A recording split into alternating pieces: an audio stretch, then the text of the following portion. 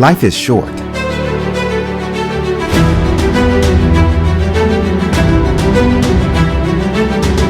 So we travel.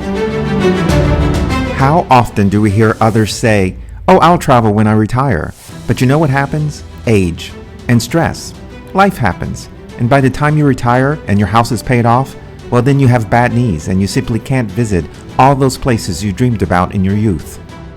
We didn't want to end up like that, holding on to youthful travel dreams that would never become reality. That's why we retired early and downsized, to slow travel the world with the time we have left. We got especially reminded about our mortality during our visit to the Paris catacombs, and now it happens again with this next Paris adventure. Steeped in history, Pere Lachaise Cemetery is the perfect place to walk among the dead and feel oddly connected to them. We're in Paris at the cemetery Pere Lachaise, which is incredibly old, and there are many, many famous people that are buried here, so we're going to go explore it now. The cemetery is off the beaten path, away from the big museums, on the outskirts of Paris in the 20th arrondissement, so we designated a hidden gem. It has a beautiful collection of funereal art. It's like a remarkable outdoor sculpture gallery. Its appeal lies not in death, but in the fact that it's an aggregation of French culture. Hundreds of celebrities, writers, artists, and musicians are buried here. At the front of the cemetery, you'll see they've got a guide that tells you where folks are buried, including Oscar Wilde, Jim Morrison, Strauss, many Camille, Pissarro, a lot of very famous people from politics, art, music, culture are buried here. This is where you come to honor some of the world's most brilliant minds. We came to pay our respects to a few individuals who are special to us. The cemetery's most visited grave belongs to American rock legend Jim Morrison. He was an amazing performer and quickly became an icon. He was only 27 years old when he died of heart failure in Paris. On any given day, tourists visit his tombstone, which once featured a bust of Morrison before vandals claimed it as their own. Now cemetery staff have erected metal barricades to protect the site. One of the unusual things we noticed was the four-word phrase in ancient Greek on the headstone.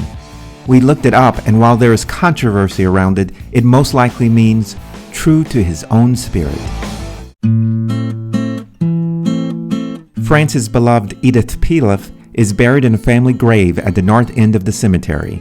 She is globally recognized as one of the greatest artists to ever emerge from Paris. Her ballads made their way around the world, usually always reflecting the themes of love, loss, and sorrow. She sang only in French, but was renowned for being able to emote all of her musical messages to listeners like us, whether we can speak the language or not. The ballad that Edith Piaf is most recognized for worldwide is La Vie en Rose. In 2007, a film with the same name was released, making it one of the most successful French films of all time.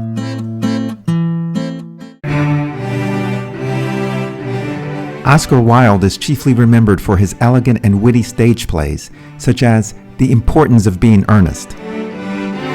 The persecution he suffered for his homosexuality is perhaps the element of his biography most remembered. He was originally buried in a different cemetery, but his remains were moved here in 1909.